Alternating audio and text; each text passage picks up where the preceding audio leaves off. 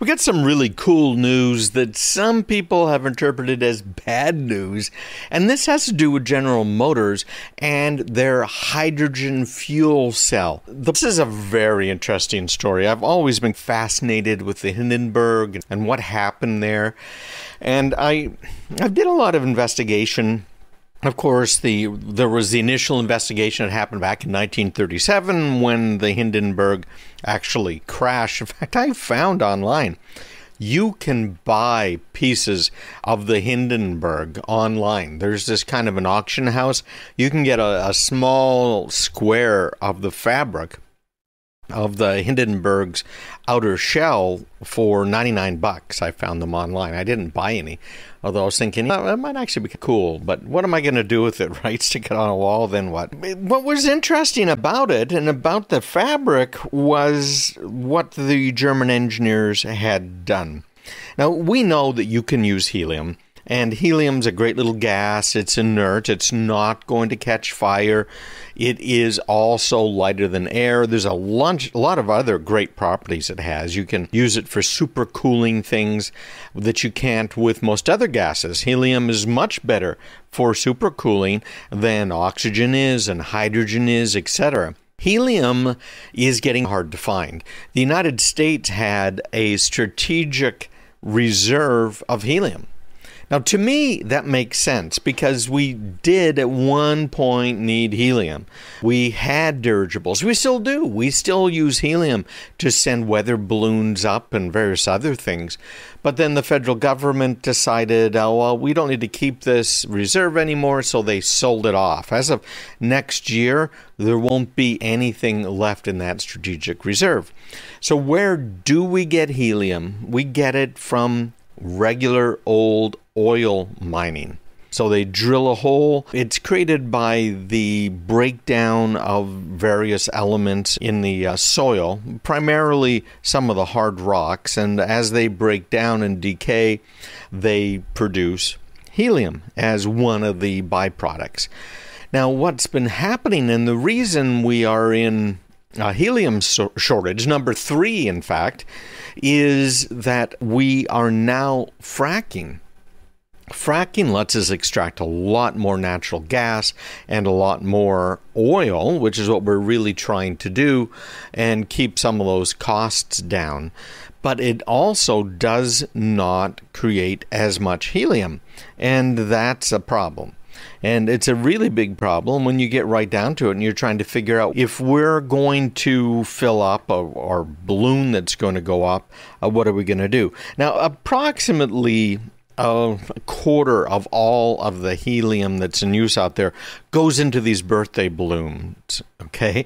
So, yeah, it's kind of cool, but it's not an absolutely necessary thing, frankly. But it is used in all kinds of other things, including experiments. Remember, I said that helium is used to supercool things. Think of these massive hadron colliders, some of the other experiments that are going on where we have a magnet. Now, one of the biggest, most important things we're doing with magnets right now is trying to create a container for nuclear fusion. Now, nuclear fusion doesn't have the byproducts of nuclear fission. Although we've solved most of those fission problems, you don't have this highly radioactive stuff anymore that we used to have in the old reactors, although we haven't been building new ones for, 40 years now. But those particular types of containers, if you will, are built by these big magnets. So these magnets hold it in place. And in order to get the amount of power we need to these magnets, we have to supercool them. We have to supercool the power supplies. And that is typically using helium. So we've had to shut down some of these experiments because we don't have enough helium. So much for the strategic reserve that is almost completely depleted. And by the way, the federal government, in its infinite wisdom, sold that helium off at a fraction of fair market value. That's a problem because it just went like crazy. People were using it for things that just weren't that important. And now many of our experiments are getting shut down. But in the World War II era, in pre-World War II era, Germany had a problem trying to get helium itself. Germany doesn't have a whole lot of oil reserves, and it had to buy everything. And the United States really didn't want to sell helium to Germany. So what Germany did, and you guys probably all know this from your history lessons because you are the best and brightest, hydrogen was used. And because hydrogen was used, it was a flammable gas, and when there was a spark when it was trying to land, it went up. It caught fire. Now, what's really interesting is if you look at the pictures that were taken of it burning, there were obviously elements other than hydrogen, because hydrogen burns beautifully pure. You can't really even see it. And what would normally happen is you wouldn't have a poof and the whole thing just burns up. You'd have a hole, and that hole would be shooting a flame out as it was ignited, right, as the hydrogen was ignited. And the hole might just continue to get a little bigger until there's no pressurized hydrogen anymore and the fire's over. But that's not what happened with the Hindenburg. She caught fire because of that spark, and it had that spark because of the weather conditions at the time. They just weren't being cautious enough. In fact, that was the very last large dirigible airship that was ever made, frankly. It's crazy. Yeah, we got the Goodyear blimp, we got some of these others, and they need the helium to fill them up. And then over time, it's kind of like a swimming pool. You filled it up, and all you have to do is just add a little bit more now and then. You don't have to, because of leakage, you don't have to completely refill it all of the time. So what ended up happening is they had hydrogen on board, had the spark, started a flame, and then the cloth material that coated this massive container holding all of the hydrogen caught fire. But it didn't just catch fire. What happened was it caught fire and it burned very quickly because effectively the entire outside surface of the Hindenburg was coated with rocket fuel. Some of the same components that go into gunpowder, aluminum powder, which gave it that kind of silver shine, they really messed up. So people are looking at what is happening now with General Motors' hydrotech fuel cell technology, and they're a little bit worried because this technology was developed for cars. It is being used in some parts of the world, in some parts of the country. I know California has some hydrogen cars on the road with a fuel cell. Now, they're not burning hydrogen in order to transport the car. They're actually allowing a chemical process to occur. So the hydrogen atom is attracted to the oxygen atom, and they use a membrane so that they're trying to get together, and that's what produces electricity. And then what is the result when you have two hydrogen atoms and an oxygen atom and they combine? H2O. So the only final end product here coming out of that car is pure water, which is cool. So GM says, wait a minute now, we have this technology. Why don't we try and make airplanes a little bit more efficient? And so they're saying, you're taking off with 2 tons of water on board. How about we put a hydrogen fuel cell in there? You will be able to generate electricity. Now, that's a very big deal because now that electricity doesn't have to be generated by the turbines of the gas engine. And on top of it all, you don't have to take off with 2 tons of water on board because we can generate water as you're flying. And of course, they're not going to coat it with rocket fuel. They are going to put it in one of these really cool containers that is considered to be very safe. So it's very cool. It's a litmus test according to our friends over at General Motors. This is a GM executive director, Charlie Fries. He says, our technology can address customer needs in a wide range of uses on land, sea, air, or rail. And this collaboration could open up new possibilities for aircraft transitioning to alternative energy power sources. Now, I don't expect a plane to be actually flying on this anytime soon. Hydrogen is a great little fuel, but it doesn't provide enough energy to get that jet off the ground at all. But it does provide enough energy to supplement it. So good for them. I think this is a good use, frankly, of the hydrogen fuel cells, as long as we can avoid it leaking and causing other major problems. But I think that can be solved. Look at what we've been able to do now with these containers for pretty much everything that can be hit by a train at full speed and not break. So I think we got this covered. All right, everybody, stick around. We'll be right back, and we're going to talk about a new type of vigilante that you may not have heard of before. Of course, you're listening to Craig Peterson. Check me out online, craigpeterson.com. Well, you probably know again here, because you're the best and brightest, what a vigilante is.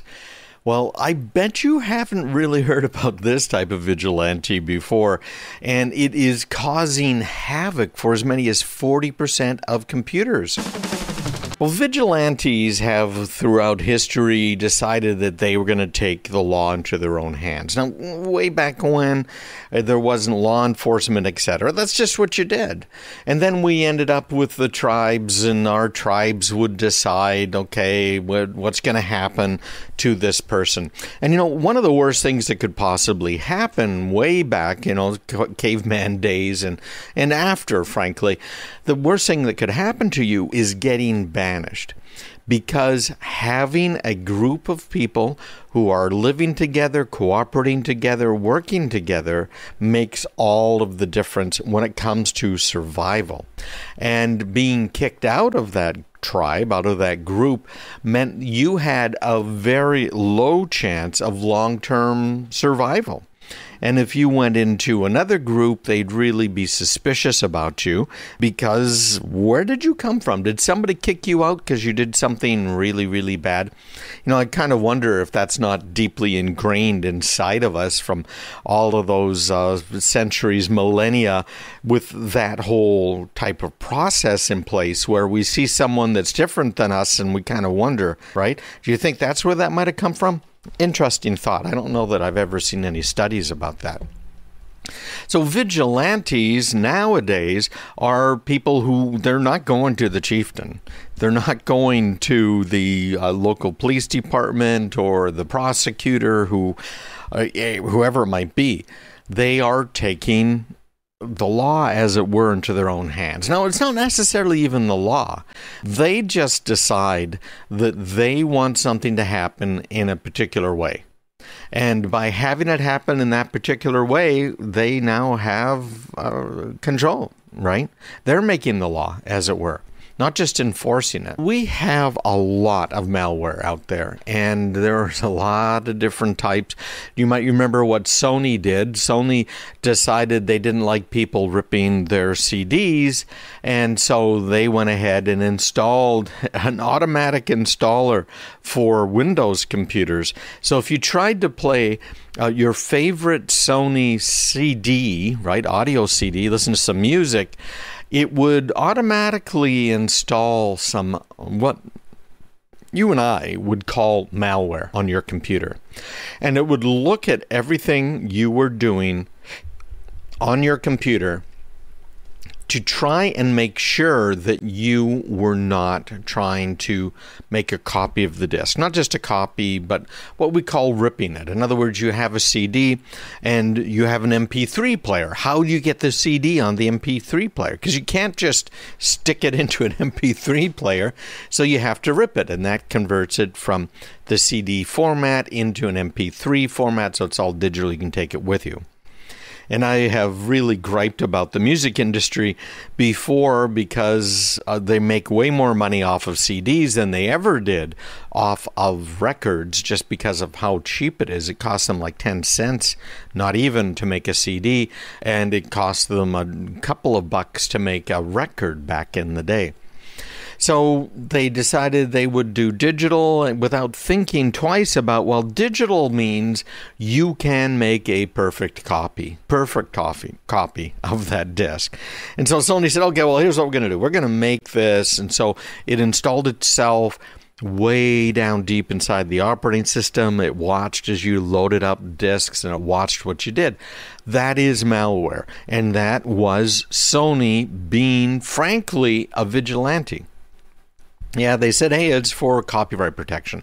But there was no encryption on CDs. There still isn't on compact discs when we're talking about music discs.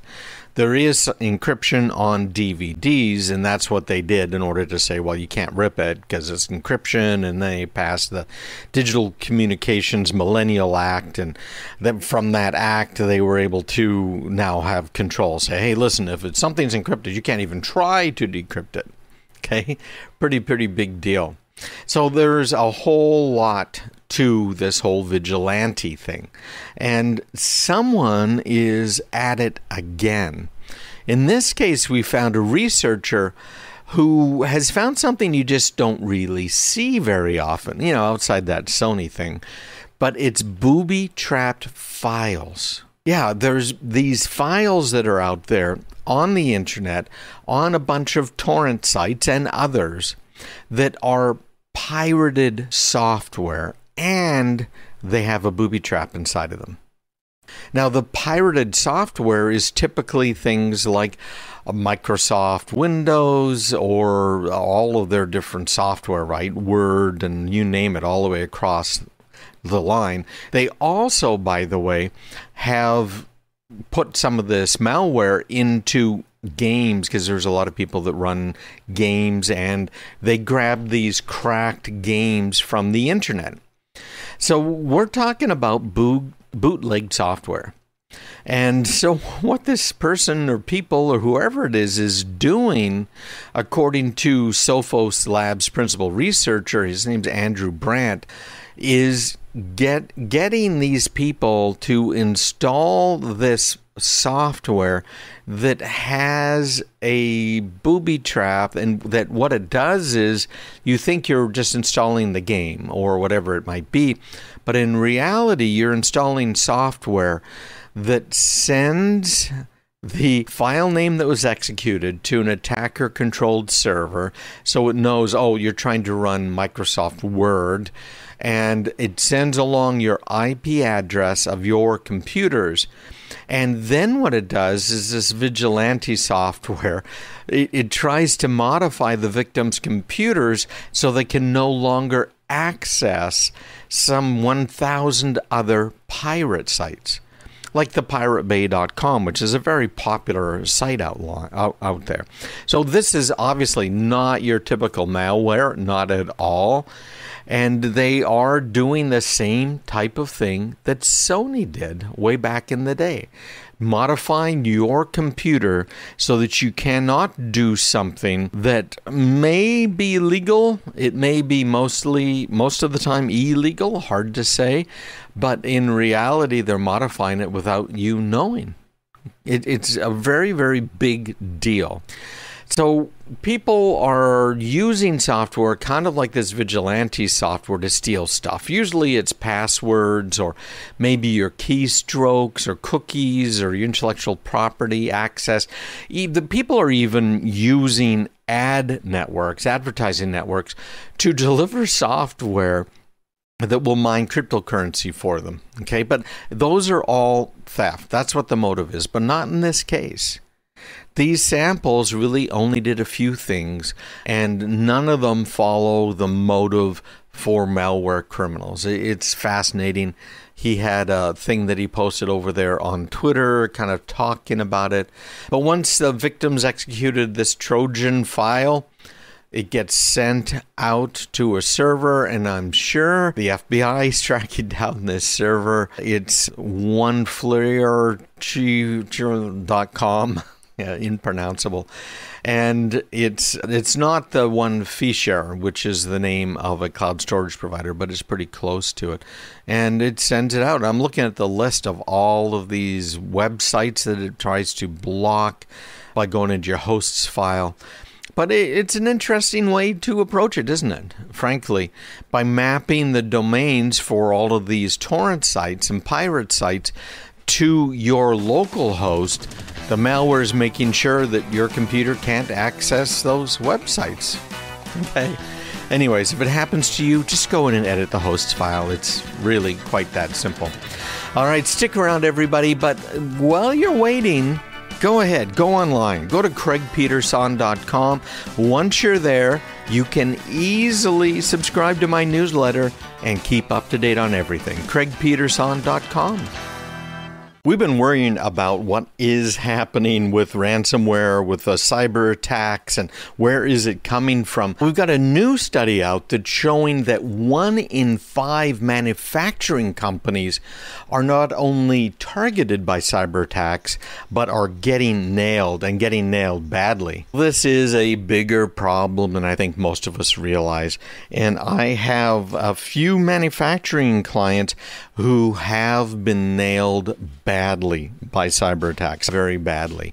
There is a new study out that looked at this. It's called the Manufacturing Cybersecurity Threat Index.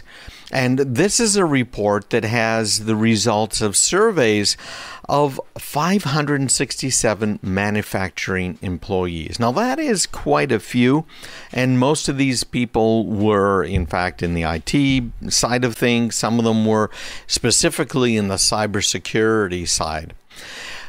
What was most interesting about this isn't the fact that just that 1 out of 5 manufacturing companies is targeted by cyber attacks, but what the response, what the thoughts of these people that run the companies are. And I say that because I am just constantly amazed at how businesses just are not paying attention to this. And this is proof again, and here's what it is. Information stealing malware makes up about 1/3 of attacks. But companies are worried about what? Ransomware.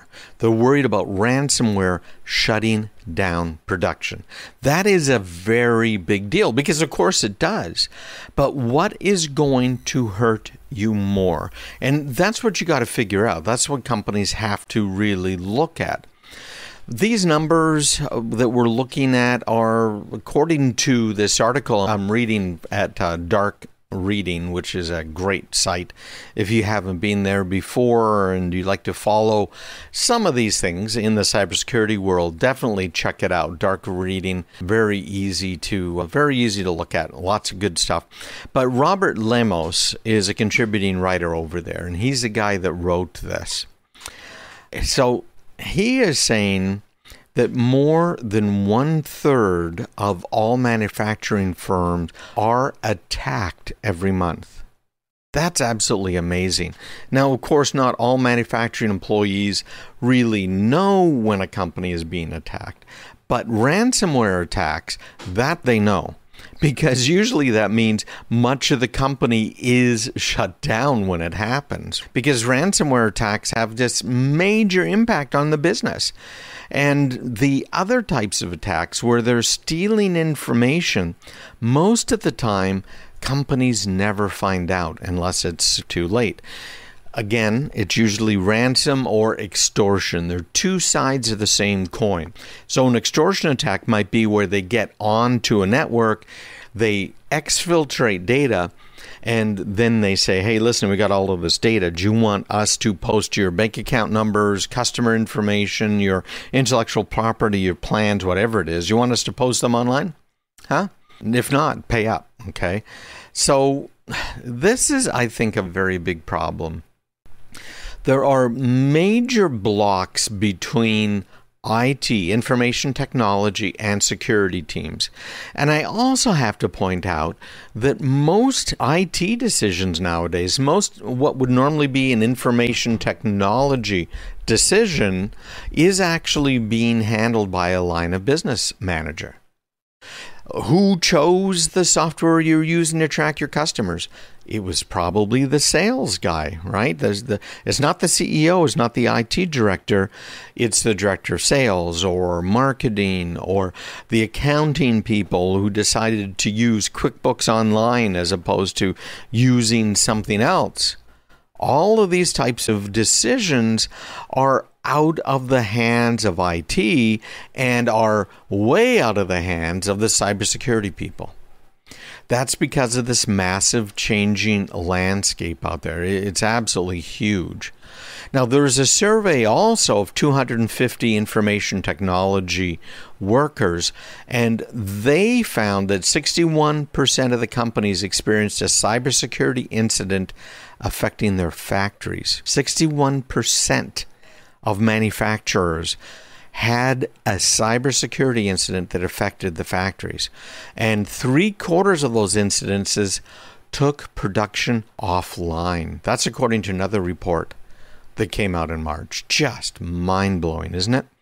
So ransomware accounts for only 13% of these attempted attacks on devices.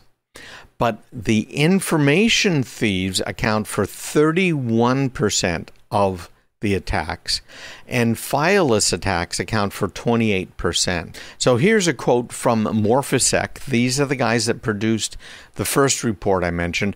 Although these sobering threats are certainly not limited to the manufacturing industry, cyber attackers are acutely aware of the data manufacturing facilities have on hand, right? Think about all of that data. Think about all of the intellectual property. So it goes on. In fact, some cybercrime groups have even been using ransomware as a smokescreen for cyber attacks designed to steal intellectual property, increasing the damage they can inflict in the long run as they bully victims by threatening to leak data if they don't pay. Now, I've warned about that before.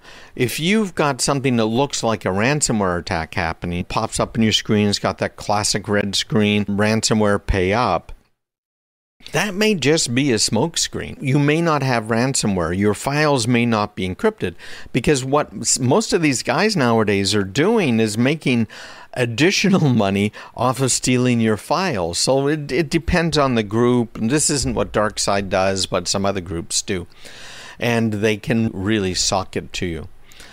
Ever since the authorities disrupted the Emotet network in January, we've seen attacks split in two, and smaller groups are increasingly working together in new ways. And these highly targeted groups are very dangerous because they can execute multifaceted attacks, giving their collective expertise.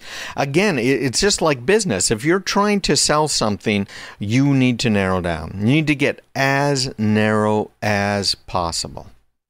And that means these cyber groups are specializing in a specific industry, and they're specializing in a specific way to attack.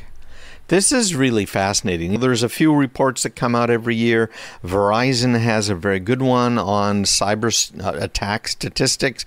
IBM has one. Gartner, of course, always does their little thing on the side. Those tend to be kind of more narrowly focused. But this is the first time we've seen this report. So we don't have any sort of comparative data from prior years. But what these guys are saying is that the pandemic has shifted attack trends, and ransomware has grown from single-digit percentages to 13%, as I mentioned already.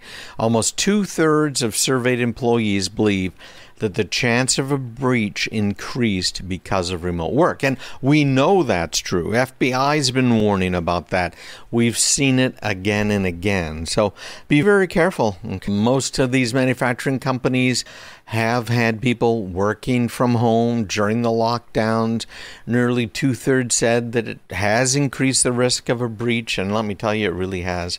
So keep all of that in mind. If you are in manufacturing, or if you're concerned about our manufacturing base here in the U.S., man, is there something to be worried about. And that's a shame. How do we conduct business? How do we keep our economy going if our manufacturers are getting knocked down or getting knocked out of the game? Hey, visit me online, craigpeterson.com. You'll find all of this, all of my podcasts, and much more. We've had some good news this year about the bad guys and law enforcement. That's why it's good news, because we've been shutting a bunch of them down. They're still out there, and there's more and more, and it's getting more expensive, but I'm going to share some other good news. Ukraine has had a lot of cybersecurity problems. You might remember this tax program that was the #1 program used in the Ukraine, or I guess they just say Ukraine now, and it had a major piece of malware in it. And near as we can tell, it was designed to attack the Ukrainian users of this tax software. Now, not just because why would someone outside of Ukraine use the tax software? No. What happened was the software gets onto a computer, and so much else in the malicious software game, it goes and tries to infect other computers and then other computers. It goes on and on. So what happened here was it looked like the Russians were trying to really wreak havoc with Ukraine and with the government's money supply coming from taxes. Remember this whole thing where Ukraine was invaded and we didn't do anything, right? And Russia took it over, that portion, trying to get down to some more, again, sea access using Ukraine. So it annexed part of Ukraine on. It was saying, it isn't us, it isn't us. And yet it was Russian special forces. You had that airplane that was shot down, apparently also by Russian special forces. So Ukraine has had enough. And the Ukrainian police now have arrested members of this notorious ransomware gang that also has targeted American universities and other businesses here in the United States. This is a very big deal because it's bigger than it might appear at first. This was last Wednesday.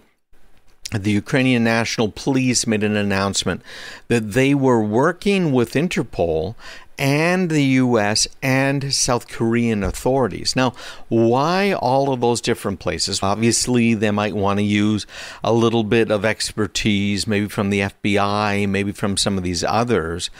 But as it turned out, the most of the damages were in the U.S. and South Korea, and the bad guys were there as well.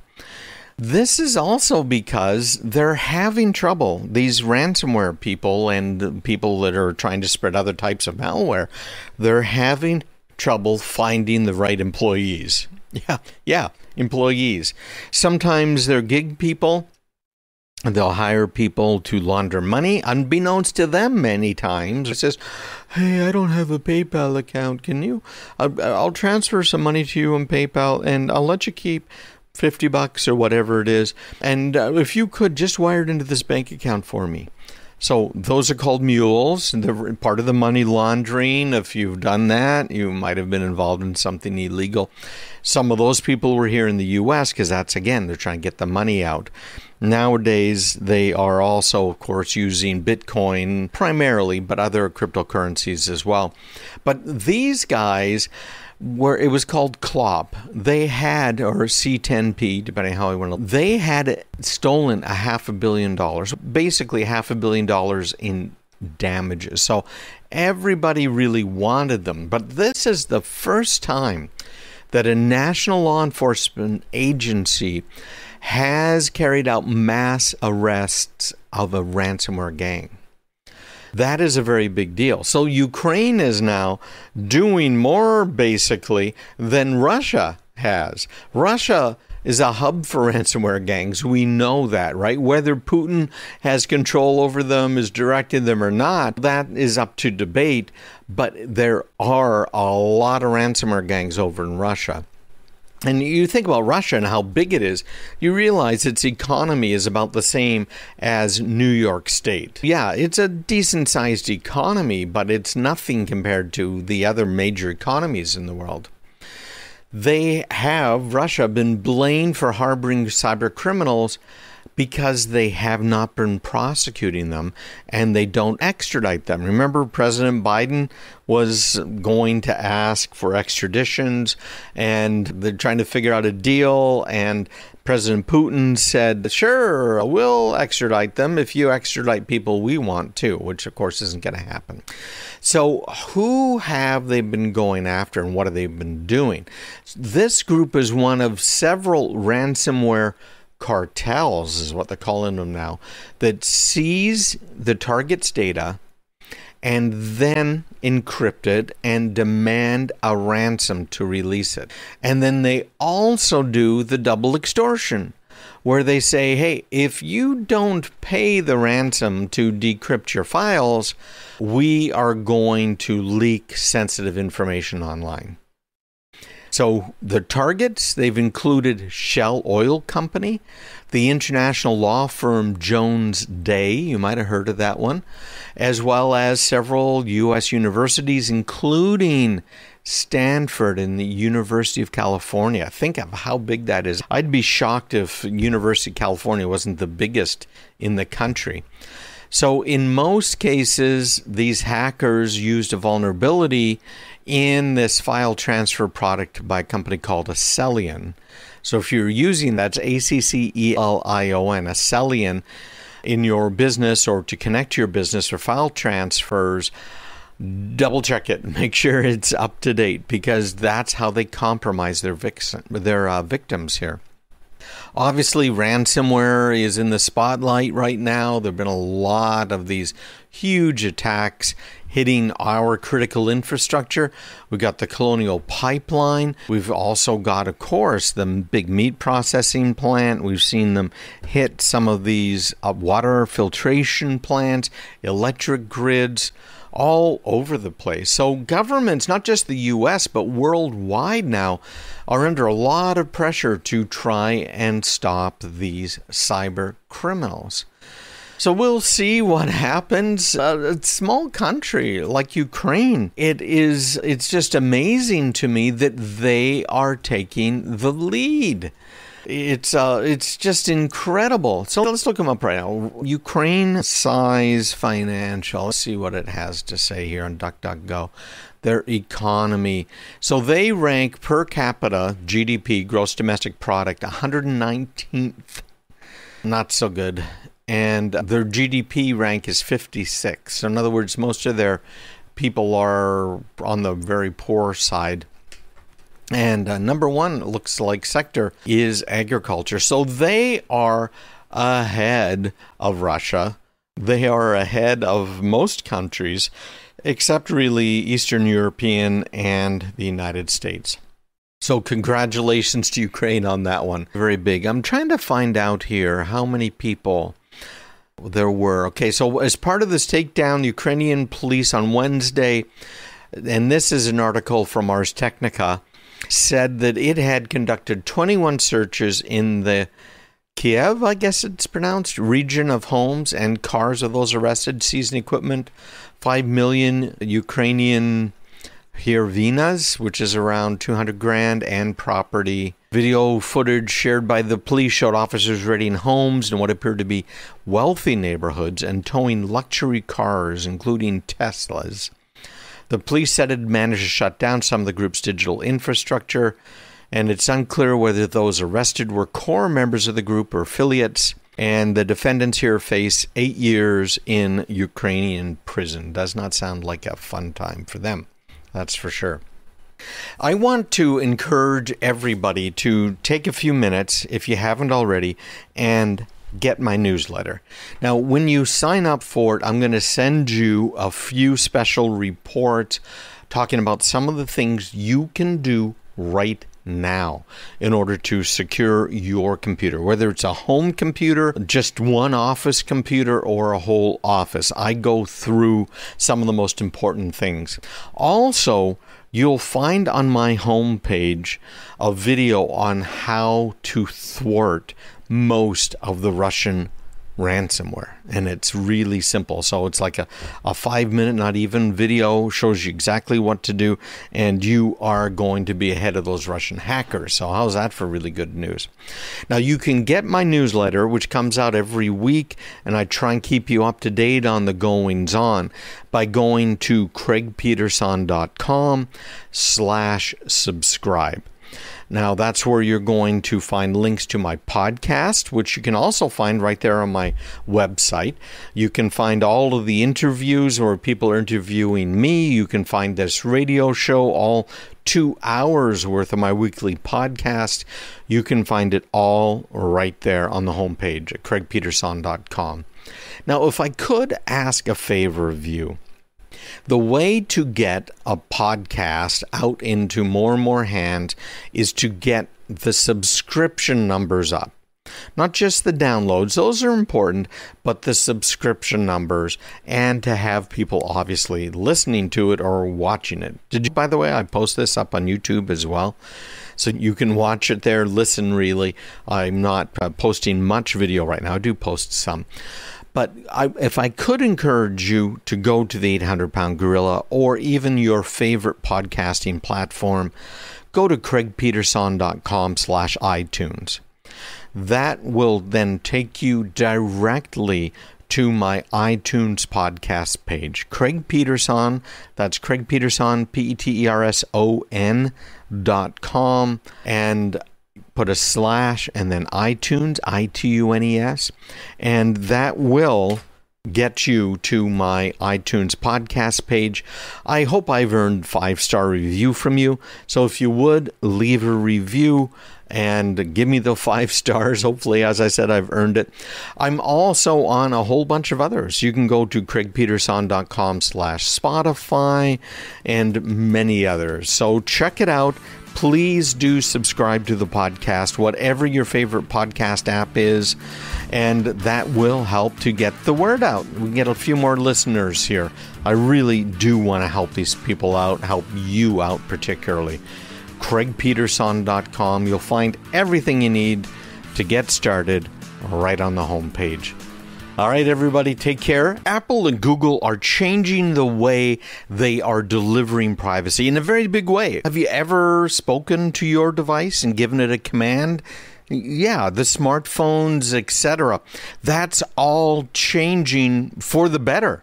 Apple and Google have for a very long time now been trying to do something that just fascinates me. Way back when, in college in the 70s, I was working on some software that did handwriting recognition. And it was just beyond incredibly hard to do back then. And so we narrowed it down, the scope down, and just signature recognition. Is this the same person's signature? And we got somewhere, but it wasn't very good, frankly. Today, we have come a very long way. I am still amazed at how well computers can speak to us. But it isn't just them speaking.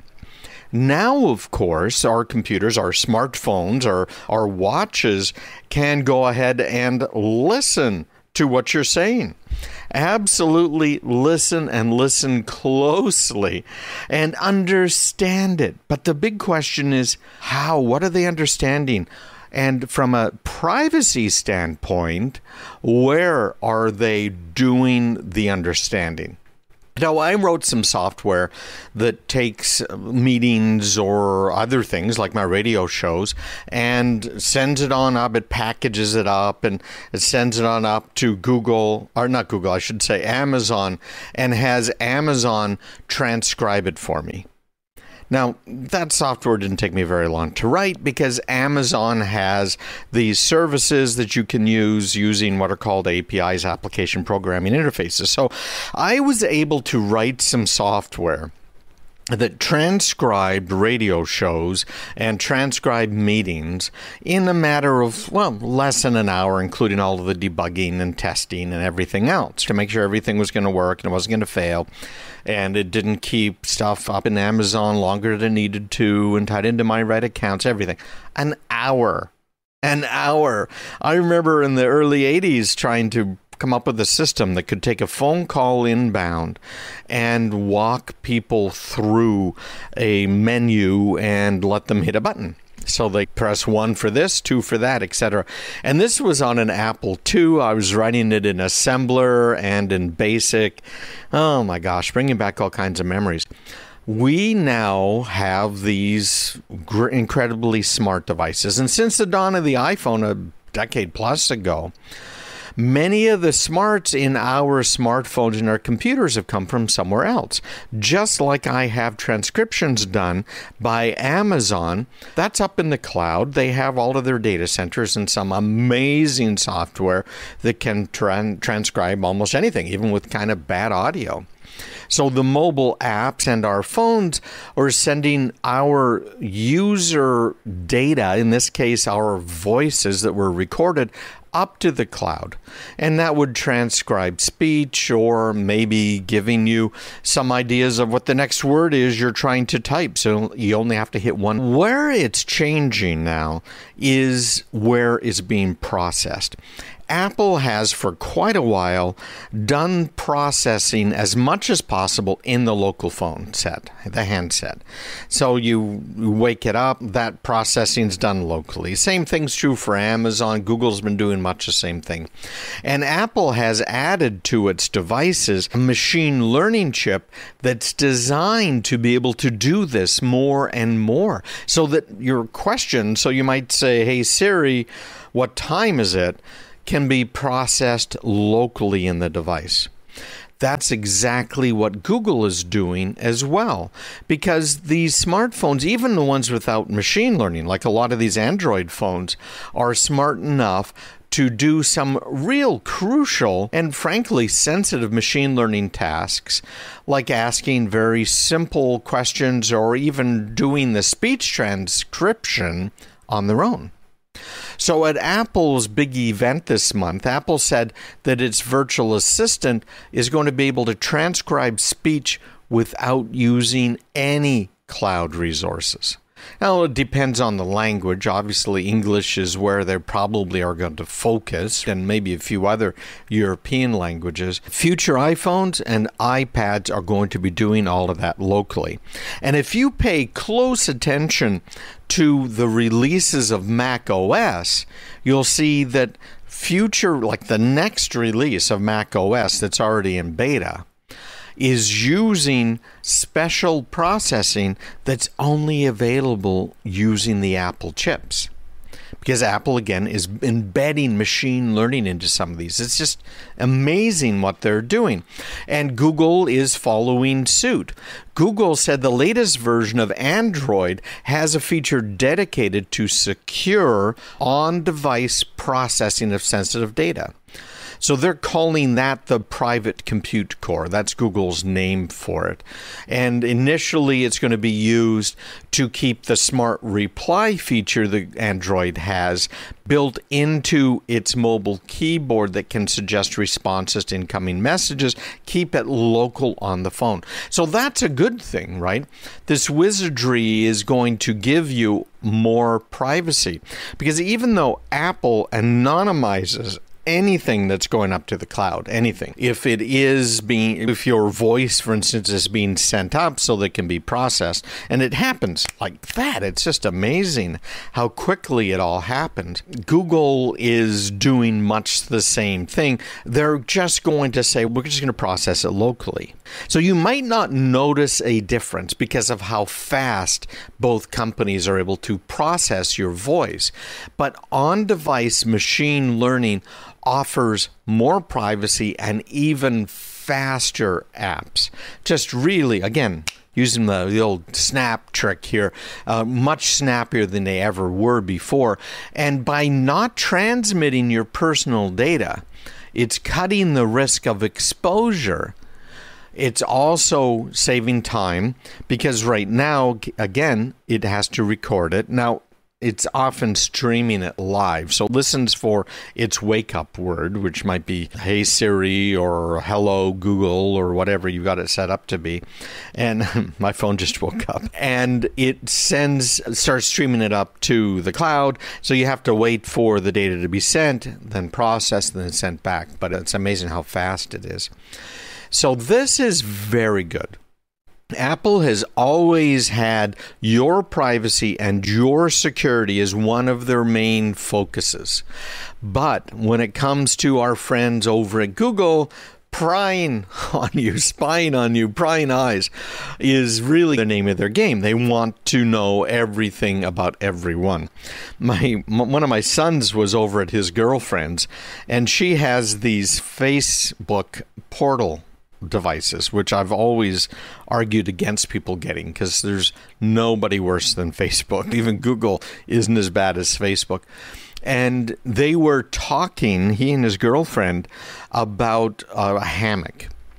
And then within minutes, they started getting advertisements for hammocks. Now, they weren't talking through this Facebook portal, which is kind of like the Alexa or the Google Home with a camera and a screen on it. They weren't talking through it. They were just talking around it. And they weren't looking it up on Facebook or anything.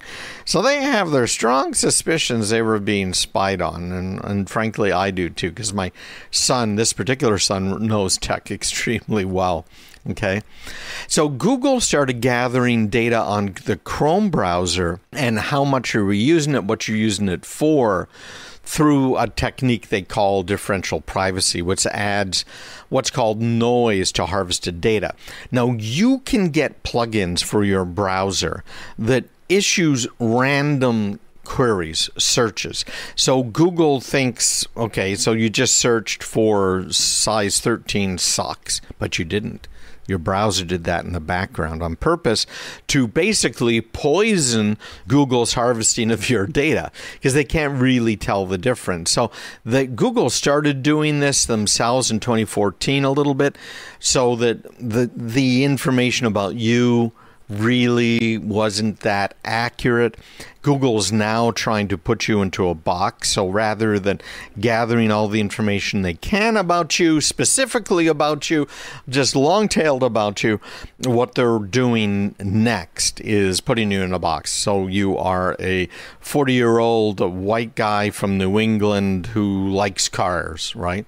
So you'll be in that box as opposed to specifics about you. And part of the reason for that is because they keep getting nailed by all kinds of lawsuits. Apple has a technique on data gathered from phones to inform them about what emojis people are using and typing predictions, and Apple completely anonymizes it. So it's interesting to see. I am glad to see both Apple and Google out there in the forefront now, trying to anonymize stuff, trying to keep the processing on your device, which is going to save you a lot of time and provide a little bit of privacy.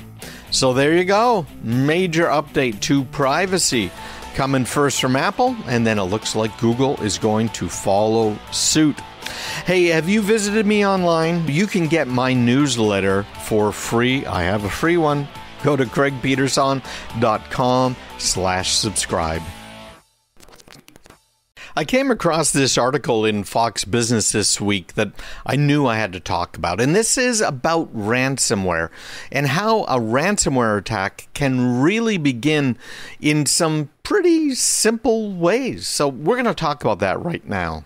You, I'm sure, heard of the Colonial hack. You guys really are the best and brightest. If you're listening to this show and you are a regular, you are among the top 5%, let me tell you. So you know about the Colonial hack. And Colonial Pipeline, of course, was shut down. We didn't really get nailed by it up here in the Northeast because the way the pipeline works. You see, the pipeline sends fuel and sends all kinds of fuel all the way from down in the Gulf Coast basically all the way up through New England. And they ship different types of fuel. And they can't ship them all at once, and they don't ship to all areas at once. So let's say New England needs some home heating oil. They will schedule a time, and they'll say, okay, so from 8 a.m. on Monday until 5 p.m. on Thursday, the pipeline's going to be full of home heating oil headed up to New England. And all of those big oil tanks that you see, particularly in like northwestern or northeastern New Jersey, those are holding tanks. So our friends at Colonial Pipeline will ship it up, we'll hold it, and then from there it gets distributed via trucks to our homes, and et cetera, et cetera. So they do the same thing for jet fuel, car fuel, gasoline, diesel, et cetera, et cetera. Here in the Northeast, we had just been delivered a whole load of fuel. And then the ransomware attack hit. And Colonial Pipeline decided to shut down the whole pipeline. Now, there's people who say they shut it down because they didn't want to lose money, because their billing systems were offline and they didn't know who was getting which fuel, etc. That might be part of it. But it's not a bad idea at all if you're getting ransomware to shut the machine off. To shut it off so it doesn't spread to other machines, and shut off the other machines as well so they don't pick it up. Now, we have some automated systems. So we had a client who one of their employees, in fact, it was one of the C-level people, which of course they always demand exceptions to the security protocols. They managed to pull in some ransomware, bring it in with them, and we're looking at it there on their computer, and it started to install itself. And immediately, our systems cut them off from the rest of the network. So they weren't able to, the bad guys weren't able to spread it all. It was on that one machine, and we stopped it before it started doing anything really bad. Even on my Macs, I'm running some software. I should do a training on this. Some free software that keeps an eye out for apps that are opening a lot of files and doing something that might be encrypting them. Sometimes it's hard to tell if you're a program, if something's being encrypted or not. So it tracks all of that and tries to stop it, and it does a good job. Sometimes it stops legitimate software too, but when it stops it, has a little pop-up. Hey, this program, and gives you the name, is doing this and tells you the folders, and you say, okay, that's fine, just let it go. And in Microsoft, or not Microsoft, in the Mac world, just like in the Unix world, you can suspend a process that's running. So it just sends a suspend signal to it until such time as you either say, no, it's bad, kill it, or let it continue on. So they did the right things by shutting it all down and then trying to figure out, okay, so what's happened? Where is it? What do we have to do? And they ended up paying the ransom. You remember that as well. We also had this problem with JBS. And JBS, of course, was that massive meat processor. It's actually a foreign company, but it had huge U.S. meat plants. And we got to wonder, is this a real war? Is this a war that we're starting to fight online? We're not at a kinetic war right now, but is China behind this? Is Russia behind this? And I got to say, sometimes it's really hard to tell. They might be using Russian tools, but it could be Chinese hackers. There's so many questions here. It's just hard to know. So how do these guys get it in? With my client, they brought it in thinking, oh, okay, I'm going to put this on my thumb drive. I'll bring it in. I'll look at it in the morning. And it was an email, and it was supposedly from the Better Business Bureau, and they needed to do some follow-up. So he brought it in. That is referred to as social engineering. It is a kind of a phishing attack, where they know, okay, this company is obviously going to be concerned about a Better Business Bureau thing and complaints, and they're going to want to respond because they want to keep the reputation up because they were a retail operation. Make sense? That's what social engineering is all about, just looking for cracks in the human shielded organizations. Is the human shield really doing what they should be doing? Have they been trained? And it's so easy to get tricked. I don't like some of these companies that go ahead and send out emails that are phishing emails, seeing if they can get one of their own employees to click on it. And then what they do is they reprimand them. Initially it might be, okay, we got to go through another training, and you sit through the training. Okay, great. Okay, I get it. Yeah, bad boy. Slap on the wrist. So it might be that. It might be something much more critical, much nastier, where some of these businesses are, in fact, firing people. You do it 2 times, you're fired. Okay, or 3 times. I've seen that more in Europe than in the US, but some of the companies are doing that. I totally disagree with it, because anybody can be fooled, which is why you've got to have a multi-layer set of protection. Okay, but what this is doing is letting the attackers in the door.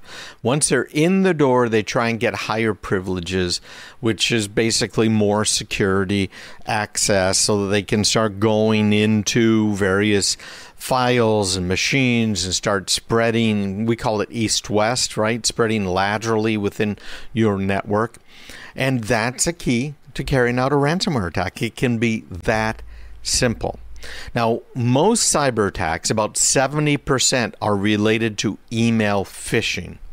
So phishing emails, which appear to come from a trusted source, are a very simple but effective way for them to conduct social engineering. Ransomware, virus attacks on a computer, they are all tied together. And we're not going to get into a lot of depth here. I certainly do some webinars and some other trainings on this. In fact, I'm thinking of releasing my Improving Windows Security training again for people that want it, where I go through, okay, here are the main configuration things you need to do on your Windows computer in order to help secure it. There's no perfect security, but improving it. So I've got that course out there. A lot of you guys have already taken it, and I appreciate you and your support, let me tell you, because it helps to cover some of my costs. But I think I might do that again, send a little thing to everybody letting them know about the Improving Windows Security course. All right, so I want to invite you again, go to craigpeterson.com/subscribe. Now, you may not know, so I'm going to explain right now what my newsletter is.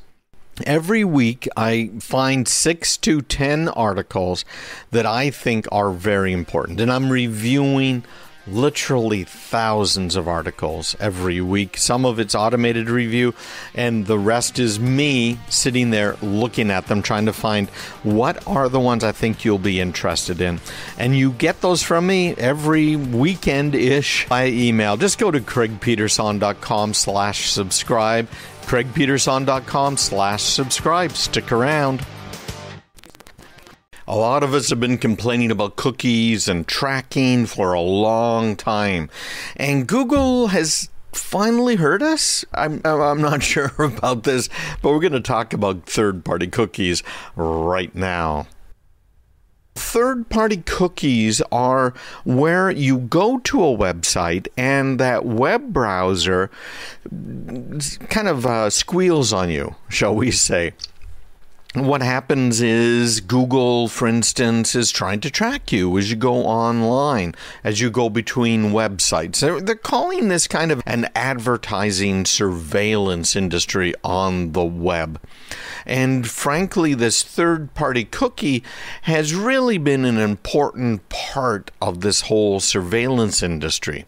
What it does now is it allows a website to have a look at where you have been online. And when I say allows a website, it's really Google that's doing the tracking. Obviously, you're going to a website. Google doesn't own every website out there. In fact, it barely owns any when you look at the number of websites that are out on the internet. So Google has this whole concept of, if you're visiting this site, and you have visited this site and this other site, I know something about you. And so it sells that information. So because it's seen a pattern, right? That's the whole idea behind the advertising. Phasing out these tracking cookies and these other persistent third-party identifiers has been something people have been trying to get rid of for a very long time. And the Electronic Frontier Foundation, you'll find them online at EFF.org, has been jumping up and down trying to get everybody to pull up their socks, if you will. One of the first players to really jump into this is Apple. And Apple has pretty much told the whole industry, you've got to stop doing some of this tracking. Some of the tracking is okay. Again, how many times have I said, if I'm looking for a Ford F-150, then I don't mind seeing ads for the Ford F-150. But why would I want to see ads for a motor scooter when I'm looking for a pickup truck?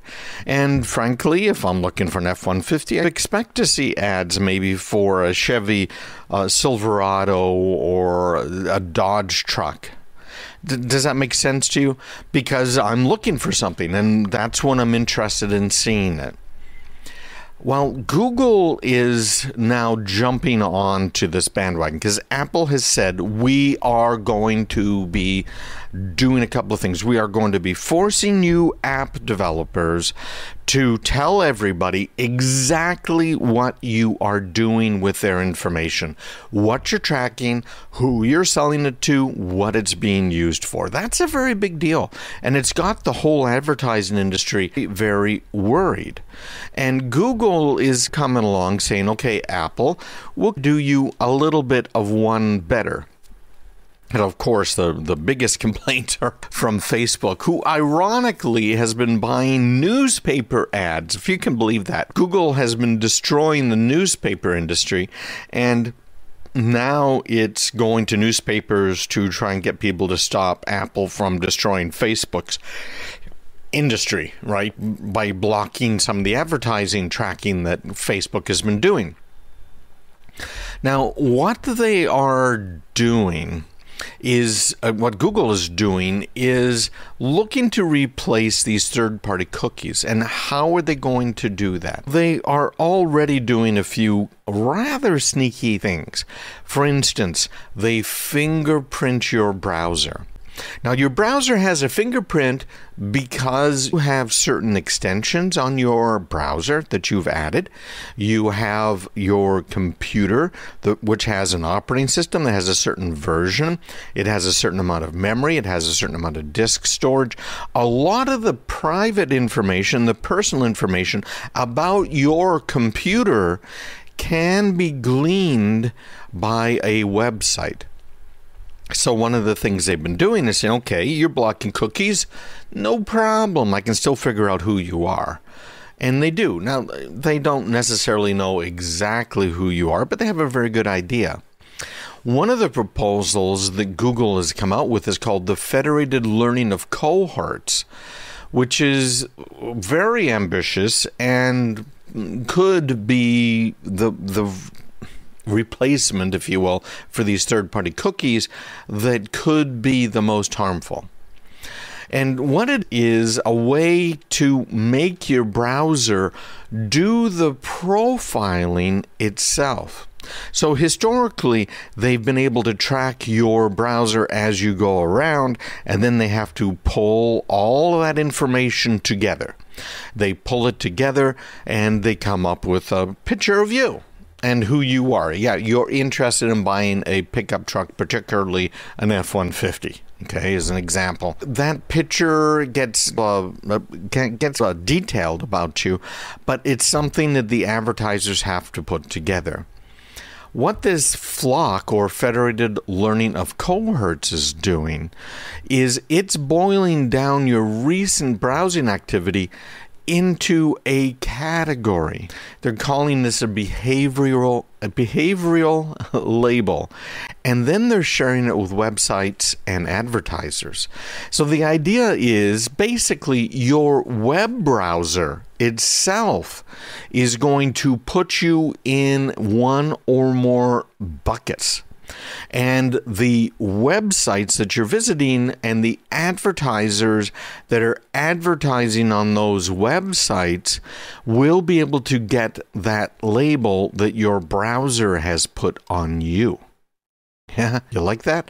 So what EFF is saying is that this could exacerbate many of the worst non-privacy problems with behavioral ads, including discrimination and predatory targeting. You can guess what those things mean, right? So they're calling this a privacy sandbox, right? It's always the opposite. If Congress is passing a bill that is a COVID relief bill, you can bet that there's very little to do with COVID relief in the bill. Hey, wait a minute. Actually, that's true. There's only 9% of the money in this almost $2 trillion spending plan, less 9% that actually goes to COVID relief. It's a COVID relief bill. Same thing here with Google. Privacy sandbox. And it's going to be better, so Google says, than the world we have today where data brokers and ad tech giants track and profile everybody with complete impunity, just like Equifax has. Just like Equifax lost our person identifiable information, our social security numbers, our addresses, our names, our date of birth, etc., etc. Yeah, okay, we pay a small fine, yeah, we go on. Are they out of business? Have they lost business? In fact, they gained business because people have been paying Equifax to monitor their credit. Oh my gosh. But that framing that Google is talking about is based on a false premise that you have to choose between old tracking and new tracking. Does that sound familiar? Yeah. So it's not an either or. We really should be rejecting this whole new federated learning of cohorts proposal that Google has come out with. You can bet that Apple is going to reject this outright because it's really rather terrible if you care about your privacy. On the other hand, again, I look at it and say, I want an F-150. I don't mind ads for pickup trucks. So what's wrong with that? Okay. There's two sides to this. I just don't like them calling me by name when I walk past a billboard. We really are going to talk about Bitcoin in this segment, so stick around. I had to talk about Russia this last time around, but Bitcoin, the prices are surging, people are mining. What does that mean? And why are they using more electricity than the country of Argentina? Bitcoin has been around for a while, and I don't think anybody out there has not heard about Bitcoin. It is a power in and of itself. We don't know who actually came up with this whole concept. There's a concept behind Bitcoin called blockchain technology. And blockchain technology is based on the concept of ledgers, where you have ledgers, just like a bank ledger, that keeps track of every transaction. And there are hundreds of thousands, just so many ledgers in the world. And in order to verify transactions, half of those ledger entries have to agree. Pretty basic on that level. But what is the Bitcoin itself, which sits on top of this blockchain technology? If you want to look at it simply, take a look at prime numbers. Hopefully you can name the first 5 prime numbers, right? What do we got? 1, 3, 5, 7, 11. There you go. Ta-da! Those are the first 5. I think I got those right. Prime numbers. And a prime number is a number that is only divisible by itself and 1, which is why 1 is a prime number. And we use prime numbers a lot nowadays. Most of the encryption that you're using is based on prime numbers. If you go to a secure website, you're using something called SSL, which is the secure socket layer. And that's what shows up in your browser in that URL line as a little lock. If you see that lock, that you have effectively a VPN, a virtual private network, between your browser and that remote server. Yeah, guess what? You already have a VPN, right? Why use one of these VPNs that spies on you? So that is encrypted data, and it's very difficult to encrypt in between. How does it do that? It's using something known as public key technology, the RSA algorithm. We're not going to go any further down that. But basically, it allows someone to have a public key and use that public key to encrypt a message. And then the person who's receiving the message, whose private key was used to do the encryption, can decrypt it using their private key. So the public key side, the private key side, it allows the encryption from end to end. That's what the SSL is all about. When we're talking about Bitcoin, we are talking about something that goes and uses some of this similar technology, because what it's doing is using these prime numbers. That's what the RSA algorithm is using, this encryption algorithm, using these very large, very complicated prime numbers. Because you get past 11, let's see, 12, that's not a prime, right? Because it's divisible by 2 and 6 and 3 and 4. And then let's see, 13, okay, that's a prime. 14, no. 15, no. 16, no. And it gets more difficult. I remember way back when writing a little program that just found prime numbers, and it looked for prime numbers, and the easiest way to do it was I would start, first of all, you take a number, divide it in 2. There's no reason to go any higher than that when you're trying to figure out if it's prime or not. And then I would start looking at some of the base numbers to try and figure it out. And then, of course, real mathematicians were able to figure out better ways to find primes. When we're talking about Bitcoin and some of these other cryptocurrencies, they are also using these very large prime numbers, just like are being used for this public key encryption. And they also have some other parameters around some of these prime numbers. So to have a Bitcoin is to have this digital number that represents a unique prime number. So if you want to mine, what you're doing is you are trying to find a prime number that no one has ever found before, just to oversimplify things a little bit. So you find that prime number, and ta-da, now you have a Bitcoin. Sounds easy enough, sounds quick enough. It is not easy, and it is not quick, and it's not just based on the prime number algorithm. But we're keeping this simple here. We have found millions now of these Bitcoins. I should look that up and find out exactly how many, but there are many Bitcoins. The whole algorithm, the whole system is set up to do some restrictions here. There's only a certain number of these Bitcoins that will ever be mined. It's estimated that something like 20% of the Bitcoins that were found have been lost because the encryption that was used to keep the keys, people forgot it. You probably heard about this guy that has a $250 million in Bitcoin in this wallet, and he only gets 8 tries before it auto-destructs, and he hasn't found them yet. So there's a $250 million that's unreachable. But that's what we're talking about here, Bitcoin mining. In this day and age, Bitcoin mining is so hard and it takes so much computing power that it is using up a couple of things. First of all, the thing that bothers me the most is it's using up these GPUs, these graphical processing units. Because GPUs, which we typically use for graphics processing, are set up so that we have hundreds, thousands of processes that can be happening on that card simultaneously. Very small, little tiny processes that can be set up to somewhat be optimized for Bitcoin mining or mining any of these other cryptocurrencies.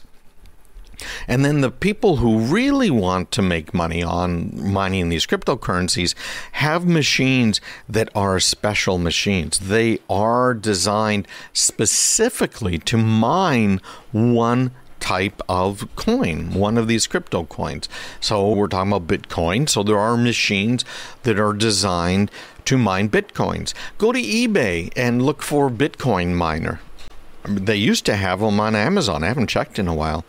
But you'll find them in both places. At least you used to be able to. You can certainly still find them on eBay. And you'll find some that are old, that are used, and some brand new ones. It is expensive to mine them. One of my sons and I, we decided years ago to try and do a little mining. We probably should have tried harder, but we gave up because it was, who knows what's going to happen with Bitcoin. There are so many cryptocurrencies. And today, there are people introducing new cryptocurrencies all of the time. And I avoid those like the plague because you never know what's going to happen. Bitcoin is definitely the 800-pound gorilla out there. We were able to mine, I guess my son said he mined a couple of other little currencies. They're worth a penny or two. Not a very big deal. We have now so many people in China, for instance, that were doing Bitcoin mining that China could not produce enough electricity to mine the Bitcoins. So China went around and shut down anybody that was mining Bitcoin. And we have something called the Cambridge Bitcoin Electricity Consumption Index. So this is an index that's designed to figure out how much electricity is being used in order to mine Bitcoin. And this is, of course, over in England, the University of Cambridge, the Judge Business School. I'm looking at a graphic right now that they have. And this is showing the electricity in Bitcoin mining. They actually have all of the data for downloading if you ever wanted to do some serious analysis. But it's showing there was hardly anything. And anything back in 2016, 2017, it was summer 2017 when it started to jump up. And that's, of course, when the price of Bitcoin started to go up, and it started to go up. Why? Mainly because of ransomware, people having to pay ransomware and buy Bitcoin in order to pay that ransom, but in terawatts. So now we are showing at about... Okay, so this is, I'm looking at Wednesday, February 10, 2021, 288 terawatts of electricity on that one day. Isn't that something? And the amount of electricity that's being used has been surging because, of course, the price of Bitcoin has been going up. It's just been going up crazy rates. The amount of mining going on has doubled, almost doubled since October last year. And we're talking about using more electricity than the entire country of Argentina, the Netherlands, and the United Arab Emirates. It is absolutely amazing how much we're using. People are alarmed by this. Countries are having major problems in trying to figure this out. And what else is funny about it? They talk about Bitcoin being one of the green technology. It turns out that Bitcoin, because of the electricity that it's using for people to mine new Bitcoin, it now has a carbon footprint comparable to the entire island of New Zealand.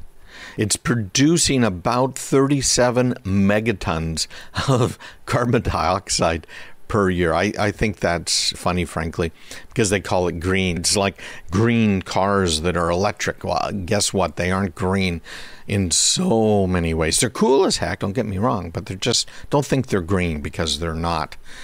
A lot of reasons for that, and I've talked about it many times in the past on my radio show. And if you go to my website, you can just look that up and you can find out why, and I've got hard numbers there and everything else. All right, everybody, make sure you visit me online. We have started some new stuff. If you are a frequent reader of my now Sunday newsletter, which has my show notes, you are getting also one or two other newsletters during the week, just short trainings. I'm trying to help you out. But if you're not opening that newsletter, if you don't download the images, and that's how I tell that you opened it, then you're not going to get all of the supplemental material, including some audio programming that you can't get anywhere else. So make sure you go to craigpeterson.com and sign up for the newsletter and open the silly things so you can get all of this free training and more. craigpeterson.com.